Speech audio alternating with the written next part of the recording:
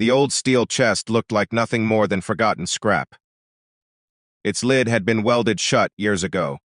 Rust had eaten through the corners, and someone had written "Junktwe $100" across the front with white chalk. People laughed as the final bid landed on a quiet young woman standing alone near the back of the estate auction.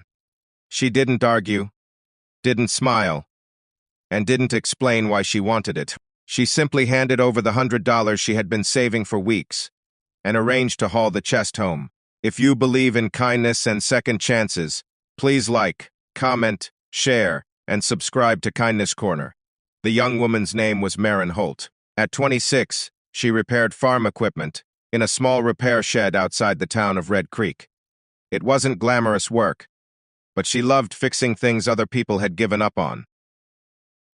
Old tractors, broken generators, rusted toolboxes if it could be repaired.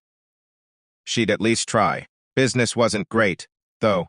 Farmers were struggling, and many delayed repairs until they absolutely had no choice. Every dollar mattered. She had only come to the estate auction because an elderly machinist named Leonard Ashby had passed away without family nearby. His workshop was being emptied piece by piece. Maren admired Leonard from a distance while growing up. He had been one of the few people who treated young mechanics with respect, regardless of age or experience. She had never met him properly, but everyone knew he hated throwing useful things away. When the welded chest rolled onto the auction platform, the auctioneer shrugged. "Nobody's opened it in decades," he said. "Could be empty, could be bricks." The crowd chuckled. A man in a bright red polo laughed the loudest. His name was Curtis Doyle, owner of the largest equipment dealership in the county. He pointed toward Maren after she made her bid. "You're paying $100 for a box nobody can even open." More laughter followed. Maren simply answered, "Maybe someone sealed it for a reason." Curtis shook his head. "Or maybe because it wasn't worth opening." That was the end of the conversation. By sunset, the chest sat in the back of Marine's old pickup. It barely fit through the workshop door, and moving it inside left fresh scratches across the concrete floor. She made herself a simple dinner of canned soup, then stared at the heavy weld running around the lid. She wasn't hoping for treasure. Honestly, she expected old bolts, broken tools, or maybe nothing at all. Still, curiosity has a funny way of keeping people awake. Just after 9 that evening, she rolled out her grinder, protective glasses, and welding gloves. Sparks bounced across the shop floor as she carefully followed the old weld line inch by inch. Whoever sealed the chest had done professional work decades earlier. It took nearly 2 hours before the final section finally gave way. The lid lifted only an inch at first.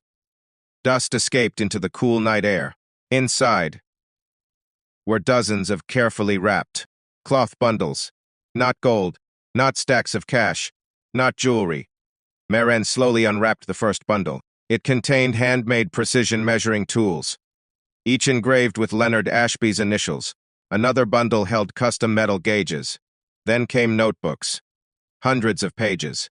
Every notebook contained detailed drawings, repair techniques, homemade machine designs, and handwritten notes explaining tricks Leonard had learned over 50 years of working with worn-out farm equipment. Some pages included sketches of parts no company manufactured anymore, but could still be built by hand. At the very bottom rested a sealed envelope. Across the front, in faded ink, were simple words: "For the mechanic who still believes broken things deserve another chance." Maren sat quietly before opening it. Inside was a short handwritten letter. Leonard explained that he had welded the chest shut after retiring because too many collectors only cared about selling his life's work piece by piece. He hoped one day someone willing to put in the effort would earn what was inside instead of simply buying it easily. "If you open this," the letter read, "you already proved patience matters more than luck." Maren smiled to herself.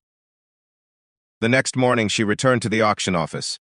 Not to brag, but to ask whether Leonard had ever mentioned apprentices or local schools. Nobody knew much. Instead of hiding the notebooks away, Maren spent months organizing every drawing. She rebuilt forgotten repair methods and started teaching free Saturday workshops for teenagers interested in mechanical work. Farmers began bringing impossible repairs because she now knew techniques almost nobody else remembered. One afternoon, Curtis stopped by with an old grain drill. Everyone else had declared beyond saving. He stood awkwardly beside the shop door. I guess I laughed too soon. Maren simply nodded. We all miss things when we judge too quickly. She repaired the machine anyway and charged him less than expected. Word slowly spread not about hidden treasure, but about a mechanic who shared knowledge instead of keeping it locked away. Years later, people still talked about the rusty welded chest, but not because of what it contained. They remembered what Maren chose to do with it. Comment: kindness still exists, if you believe even one good act can change someone's life. If this story touched your heart, please leave a like and share it with someone who still believes kindness matters. Sometimes the greatest things hidden inside old boxes aren't valuable because they make us rich. They're valuable because they remind us that wisdom, patience, and generosity only grow stronger when they're shared with others.